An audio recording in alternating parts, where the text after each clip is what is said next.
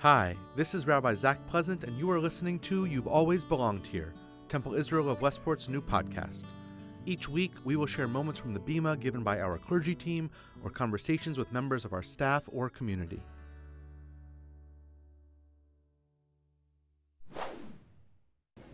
You can all have a seat.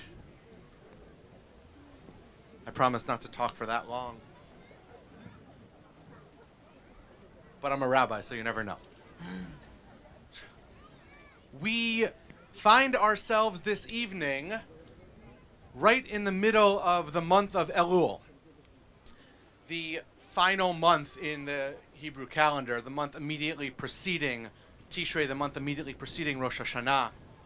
We are right here in the month of Elul, and the mystics believed, as Rabbi Goldstein taught last week, that if you take that word Elul and you split it up and you see it as an acronym, you get this famous phrase, Ani l'dodi v'dodi li. I am my beloved, and my beloved is mine. This phrase comes from a book called Shir HaShirim, or Song of Songs. It's a book of love poetry, basically. It's a book of love poetry. And the ancient rabbis didn't love this book so much. They were a little uncomfortable with its content. They saw this book entirely comprised of love poetry, and they said, this can't possibly be an entire book of holy scripture between two people. Where is God? And so they interpreted and reinterpreted and said, aha, the love between the two people that's so often described in this book, Shir HaShirim, must be a metaphor. It must be actually God's love for us and our love for God. And this is the interpretation that the ancient rabbis ascribed to this book. Now, I love the ancient rabbis. I think they do a lot of things correct. But I think they got this one wrong.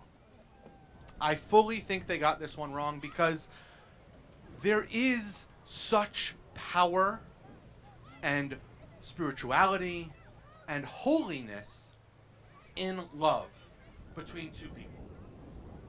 Now, this book, Shir HaShirim, is mostly talking about romantic love between two people, and there is absolutely spirituality and holiness and the divine in romantic love between two people, but even just limiting it to romantic love is just that. It is too limiting. Because love is more expansive than many of us even realize. And the holiness in that expansive love is unbelievably powerful.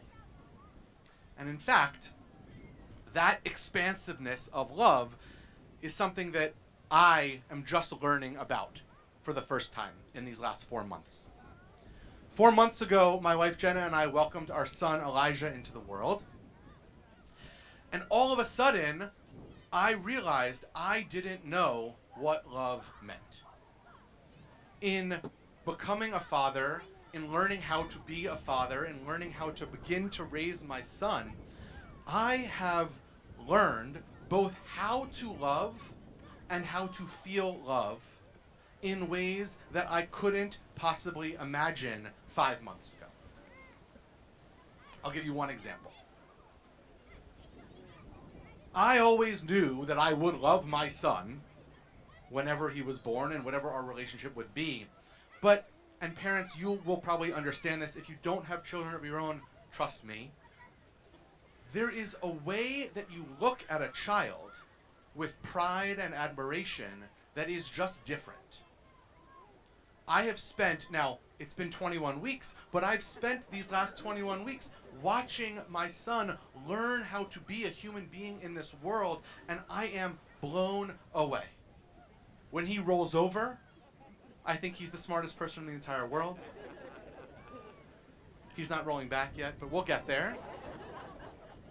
But I didn't actually realize how expansive my definition of love had become. I said often to him in the beginning of his life while I was still on leave, and Cantor Man likes to remind me of this, but it is so true. I had this unique feeling.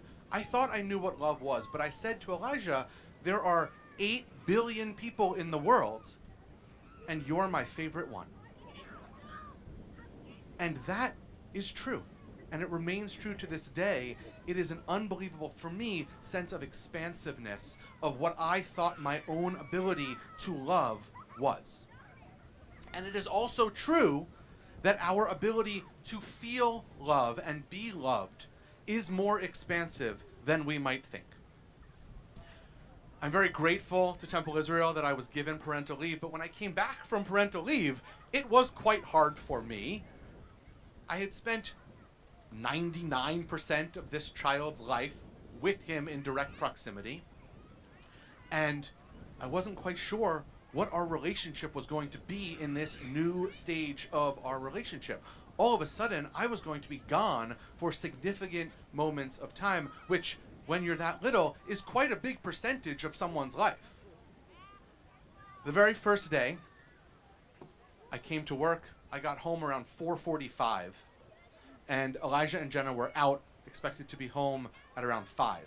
And I paced and paced and paced in my apartment. And when they got home, I took Elijah out of the stroller and I looked at him. And he looked at me. And after just a brief pause, he smiled. And I melted. I thought I knew what it meant to feel love. Until that moment, on July 6th, when he smiled at me, and all of a sudden I realized that my capacity to feel love was far beyond what I had ever thought. I happen to be in this role of a new father, but each of us have people in our lives who make us feel loved and whom we love. And so as we come back to this idea of Elul, there's a job that each one of us has during this month. It's the job of cheshbon hanefesh, an accounting of our souls. Our job in this month leading up to Rosh Hashanah is to think about who we are as human beings and who we want to be in the year to come. With whom we need to reconcile, what parts of ourselves we want to adjust just a little bit so that we can be better versions of ourselves. We can return to the truest version of ourselves in this new year, 5787. And so I think one of the lessons from this idea of Elul being connected to love, being connected to a love that transcends just romantic love, is a reminder to each of us of what that word means and can mean for each one of us.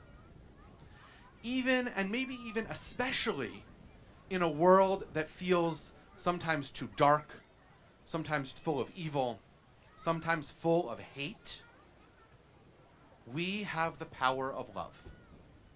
We have the power to love and to be loved. And may we each remember that the capacity to love may well be limitless.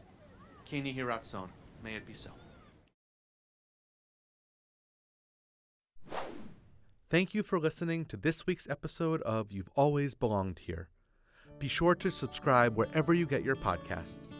To learn more about Temple Israel, visit our website, tiwestport.org, follow us on Instagram at Temple Israel Westport, or like us on Facebook, Temple Israel of Westport, Connecticut.